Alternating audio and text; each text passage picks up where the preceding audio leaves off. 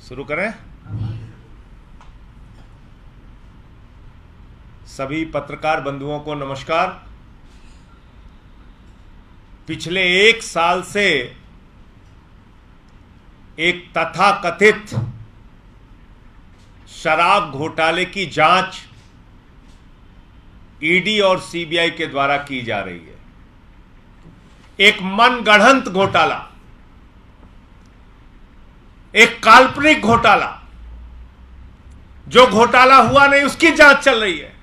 जांच पे जांच चल रही है, फिर जांच चल रही है, फिर जांच पे जांच चल रही है एक साल से।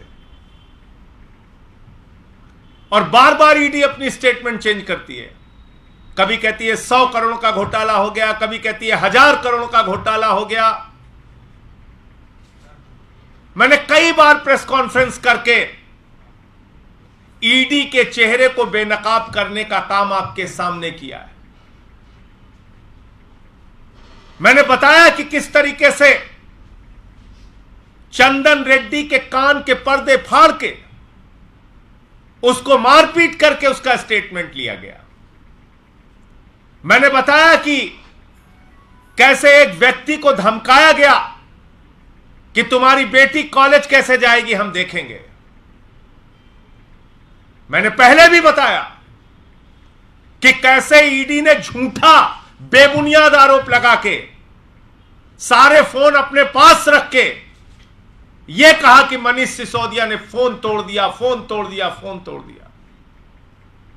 मैंने आपको यह भी बताया कि किस तरीके से झूठा बेबुनियाद आरोप लगा के मेरा नाम चार्जशीट में शामिल करने का काम ईडी ने किया।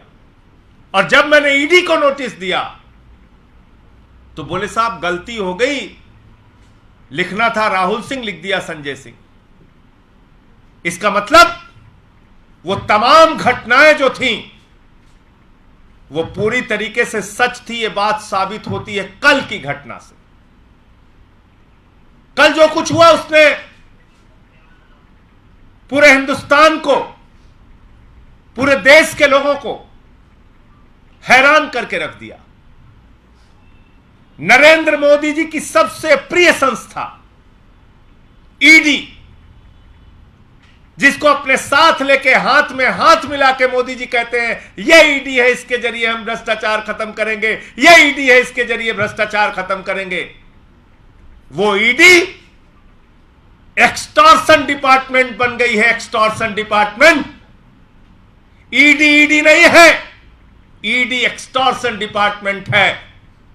ईडी धनुगाही का डिपार्टमेंट है। और यह बात मैं नहीं कह रहा हूं, यह बात सीबीआई कह रही है।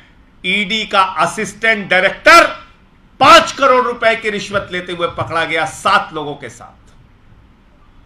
7 लोगों के साथ 5 करोड़ की रिश्वत। किस मामले में? दिल्ली शराब के तथाकथित घोटाले के मामले में एक आरोपी को बचाने के नाम पे 5 करोड़ रुपए की रिश्वत एक आरोपी के बाप से ली गई, अमनदीप ढल के बाप से ली गई। यह एक्सटॉर्शन डिपार्टमेंट की हकीकत है। यही कर रहा है ईडी पिछले एक साल से। इस घोटाले की जांच के नाम पर, इस तथाकथित घोटाले की जांच के नाम पे कभी मनीष सिसोदिया को गिरफ्तार किया जाता है, कभी किसी को गिरफ्तार करके जेल में डाला जाता है, और हर दिन झूठी खबरें। कभी कहा फोन तोड़ दिया, कभी कहा 54 करोड़ की संपत्ति बरामद हुई, कभी यह स्टोरी, कभी वो स्टोरी। और पूरे देश में यह सिलसिला मोदी जी के आने के बाद चला रखा ईडी ने। पिछले 9 वर्षों में 3000 केसेस ईडी ने, 3000 छापेमारी ईडी ने की और मात्र 23 लोगों पर आरोप सिद्ध कर पाए। 0.5% ईडी का कन्विक्शन रेट है। यह ईडी किस लिए बना है भाई? नरेंद्र मोदी जी, आपने एक्सटॉर्शन डिपार्टमेंट किस लिए बना रखा है? महाराष्ट्र में विधायक तोड़ने के लिए, कर्नाटक में विधायक तोड़ने के लिए, मध्य प्रदेश में विधायक तोड़ने के लिए, गोवा में विधायक तोड़ने के लिए, उत्तराखंड में विधायक तोड़ने के लिए, अरुणाचल में विधायक तोड़ने के लिए, दिल्ली में विधायक तोड़ने के लिए, पंजाब में विधायक तोड़ने के लिए, पूरे देश में विधायकों को तोड़ने के लिए एक्सटॉर्शन डिपार्टमेंट बना रखा है। इनको गुंडागर्दी का लाइसेंस दे रखा है आपने। जाओ झारखंड में गुंडागर्दी करो, जाओ बिहार में गुंडागर्दी करो, जाओ बंगाल में गुंडागर्दी करो, जाओ पंजाब में गुंडागर्दी करो, महाराष्ट्र में गुंडागर्दी करो, कर्नाटक में गुंडागर्दी करो, दिल्ली के अंदर जा जाके रोज गुंडागर्दी करो। ये गुंडागर्दी का डिपार्टमेंट बना रखा है आपने। मैं तो माननीय सर्वोच्च न्यायालय से निवेदन करना चाहता हूं कि इस ईडी डिपार्टमेंट को बंद किया जाए। इसकी कोई आवश्यकता नहीं है। यह सिर्फ भारतीय जनता पार्टी के गुंडागर्दी का फ्रंटल है, इसके अलावा कुछ नहीं। यह गुंडागर्दी का विंग है, यह एक्सटॉर्शन विंग है भारतीय जनता पार्टी का। यह एक्सटॉर्शन डिपार्टमेंट है ईडी। पैसे वसूल रहे हो, घोटाले की जांच में घोटाला, घोटाले की जांच में घोटाला। कह रहे साहब हम घोटाले की जांच कर रहे हैं, उसके नाम पे रिश्वत खा रहे हैं। अच्छा, ये ईडी के अधिकारी करे क्या? वो देख रहे हैं मोदी जी हमसे विधायक पकड़वाते हैं महाराष्ट्र में, उनको धमकवाते हैं, उनके ऊपर केस करवाते हैं, फिर उनको दे देते हैं 50 खोखा। विधायकों को तो मिलता है 50 खोखा, वो चले जाते हैं सरकार के साथ शामिल हो जाते हैं। ईडी के अधिकारी बेचारे एक भी खोखा नहीं पाते। तो भारतीय खोखा पार्टी ने खोखा अधिकारी तैयार किया। बोले खोखा खोखा तुम भी करो, जैसे वहां पे खोखा हम कर रहे हैं यहां पे खोखा तुम करो। तो 5 खोखा का मामला है ये। 5 खोखा किसने लिया है? ईडी के असिस्टेंट डायरेक्टर ने दिल्ली के तथाकथित शराब घोटाले के मामले में, जो एक काल्पनिक मनगढ़ंत घोटाला है, उसमें एक आरोपी को बचाने के नाम पर 5 करोड़ रुपए की 5 खोखा की रिश्वत ली। और मेरा सीधा आरोप है कि ये एक्सटॉर्शन डिपार्टमेंट जो पैसे की वसूली करता है, इसका हिस्सा भारतीय जनता पार्टी के नेताओं को भी पहुंचता है। इसकी भी जांच होनी चाहिए। और ये क्या 5 करोड़ रुपए अकेले ये असिस्टेंट डायरेक्टर खा रहा था? ये पैसा किसको किसको गया? ईडी के किन किन अधिकारियों का इसमें हिस्सा है? इसकी पूरी जांच होनी चाहिए और वो सारे के सारे अधिकारी जेल के अंदर होने चाहिए। मैं तो कह रहा हूं ईडी डिपार्टमेंट जो एक गुंडागर्दी का विंग बनाया है भारतीय जनता पार्टी और नरेंद्र मोदी ने, इस पर तुरंत और तत्काल रोक लगनी चाहिए। यह डिपार्टमेंट बंद होना चाहिए। यह खतरनाक डिपार्टमेंट देश के अंदर पैदा हो गया है। जिनको सरकारी लाइसेंस है गुंडागर्दी करने का, जिनको सरकारी लाइसेंस है एक्सटॉर्शन करने का, यह तो एक मामला खुला। इनका काम करने का तरीका क्या है? आपको पकड़ेंगे, आपको जेल में डालेंगे, आपको ईडी के हवालात में रखेंगे, वहां आपको मारेंगे, पीटेंगे, कान का पर्दा फाड़ेंगे, आपसे किसी भी नेता के खिलाफ फर्जी बयान लेंगे, फिर उसको मीडिया में लीक करेंगे, फिर उसको पकड़ के जेल में डालेंगे। लगातार यही 1 साल से चल रहा है। 1 साल से यही सिलसिला। कभी कहते हैं 100 करोड़ का घोटाला, अब कह रहे हैं 44 करोड़ का घोटाला।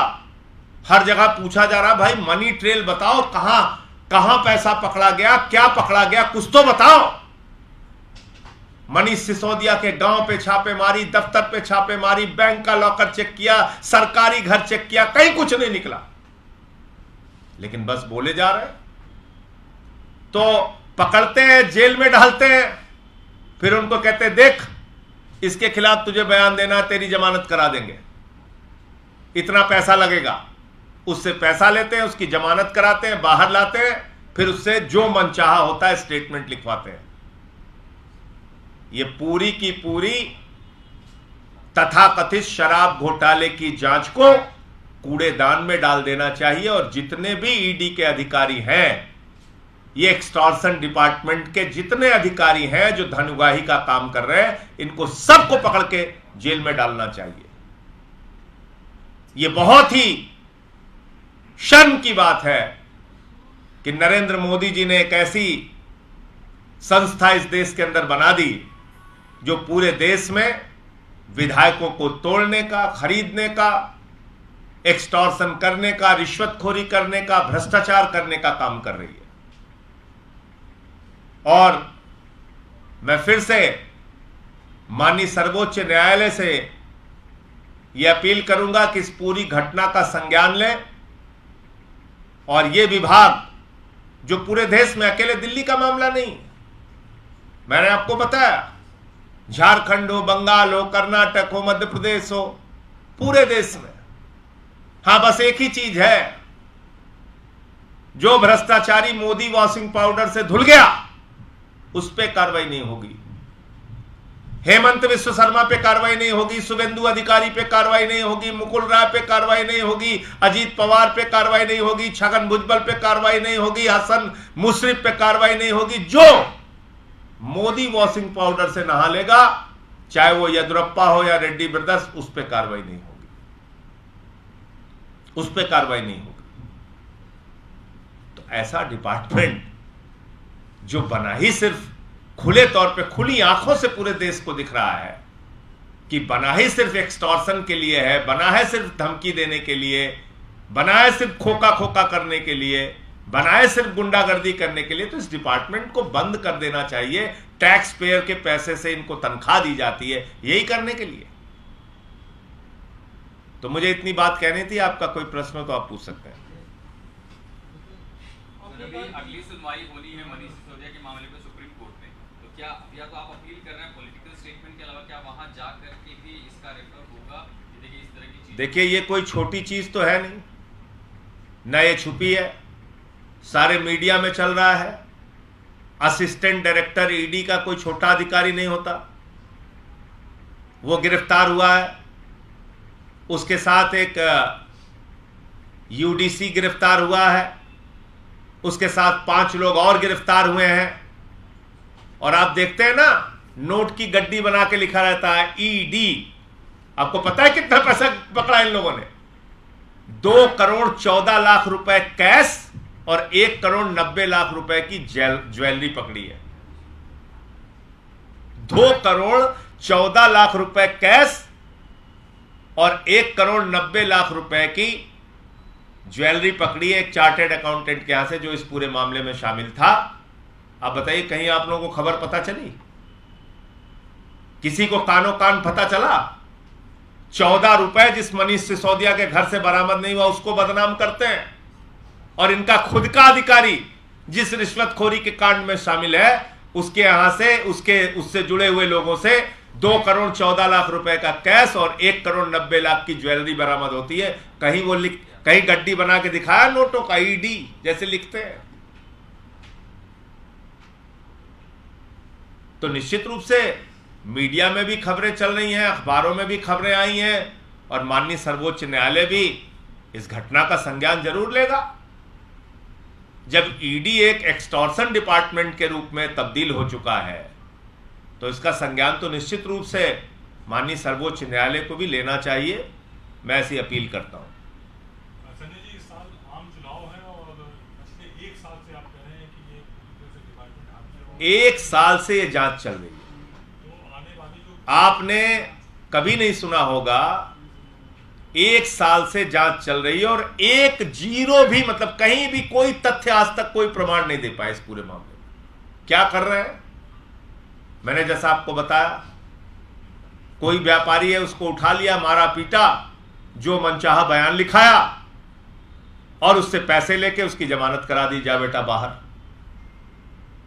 यही कर रहे हैं। तो इसलिए पहले दिन से हम लोग बताए, बहुत सारी चीजें मैंने ईडी के बारे में अलग अलग समय पे प्रेस कॉन्फ्रेंस, ये ब्लैकमेलिंग का डिपार्टमेंट है भाई, ब्लैकमेलिंग करते हैं। आप देखिए, मेरा नाम चार्जशीट में इन्होंने बेबुनियाद तरीके से डाला। अगर मेरी जगह कोई और व्यापारी होता, कोई होता, उसको पकड़ के ले जाके मारते पीटते, वसूली करते। मैंने खुद इनको नोटिस भेजा तो कहने लगे नहीं नहीं साहब गलती हो गई, लिखना था राहुल सिंह, लिख दिया संजय सिंह। मैंने कहा नीरव मोदी की जगह नरेंद्र मोदी लिख दोगे तो बड़ी गड़बड़ी हो जाएगी। पता चला मोदी जी को गिरफ्तार करने पहुंच जाओगे तुम लोग, 7 RCR। अब तो लोक कल्याण भवन मार्ग क्या हो गया जी? कुछ पूछ रहे थे आप? ये 31st और 1st वो इंडिया अलायंस की मीटिंग है, यहाँ पर ये जो ईडी का आपके कहने का अनुसार जो द इलीगल और unlawful act that it is doing, ये सारे घटक दलों के लिए एक इशू होगा, इसको आप मुद्दा करेंगे? देखिए, बहुत सारे विषयों पे चर्चा हो गई। मणिपुर का मामला है, मेवात का मामला है, और जिस तरीके से पार्लियामेंट को हाईजैक करने की कोशिश की जा रही है वो मामला है, और ईडी के दुरुपयोग का तो एक नहीं अनेक मामला सामने आया है सबके खिलाफ। और मैं तो कह रहा हूं कि भाई ये कौन सी ईडी है जिसका नजरिया अजीत पवार के बारे में उस दिन तत्काल बदल जाता है जिस दिन वो बीजेपी में शामिल हो जाते हैं? ये कौन सी ईडी है कि जो भी मोदी वॉशिंग पाउडर से नहला दिया जाता है उसके खिलाफ कार्रवाई नहीं करती, और दूसरे लोगों के खिलाफ, जिसके खिलाफ मोदी जी कहते हैं इसको पकड़ लो उसको पकड़ लो, पकड़ रहे हैं। और अब तो एक्सटॉर्शन का ये मामला सामने आ गया, धन उगाही कर रहे हैं। तो आप इसको इशू बनाएंगे क्या? ये जो घटक दल फाकियास हैं इनके लिए ये एक मुद्दा बनेगी? सारे विषयों पे चर्चा होगी, इस पे भी बातचीत करेंगे हम लोग। सारे विषय पे जो मुद्दे बेंगलोर की मीटिंग में रह गए थे और पटना की मीटिंग में, उससे आगे की बातचीत होगी। अभी तो इंडिया गठबंधन का नाम पिछली मीटिंग में तय हुआ था, और इसके बाद अब जो मीटिंग हो रही मुंबई में उसमें बहुत सारी चीजों पे और बातें हैं। इंडिया गठबंधन के कन्वीनर के नाम की चर्चा को लेकर नीतीश कुमार के नाम को लेकर आरजेडी भी सपोर्ट कर रही है, ममता बनर्जी का एक नाम आ रहा है, तो आम आदमी पार्टी क्या इस बारे में सोचिए, आप किसके नाम का समर्थन करते हैं या क्या? वो पार्टी के राष्ट्रीय अध्यक्ष केजरीवाल जी तय करेंगे, और जब ये चर्चा के दौरान बात आएगी कि कौन कौन से लोग राष्ट्रीय संयोजक के लिए किन किन लोगों का नाम है, उसके बाद केजरीवाल जी तय करेंगे। प्रधानमंत्री पद के उम्मीदवार को लेकर भी चर्चा है सर, इससे जुड़ा हुआ सवाल मैं आपसे कह रहा हूँ समय का इंतजार कीजिए, धीरे धीरे बहुत सारी चर्चा होगी, बहुत सारी बातें तय होंगी, वो आपको जानकारी देंगे। एक बयान आया अयोध्या को लेकर के कि 24 का चुनाव जीतने के लिए जब मंदिर का उद्घाटन होगा, बहुत सारे लोग ट्रेन में जब जाएंगे उस समय पथराव करवाया जाएगा, ट्रेन के ऊपर आके गोले छोड़े जाएंगे और पूरे देश में दंगे होंगे। किसका बयान है? संजय राउत जी ने कहा है।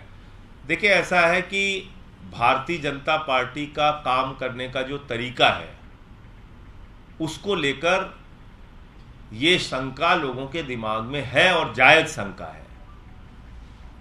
जैसे दिल्ली के अंदर बीजेपी ने चुनाव के पहले दंगा कराने का भरसक प्रयास किया, और ठीक चुनाव के बाद आपने देखा कि यहां पे दंगे हुए।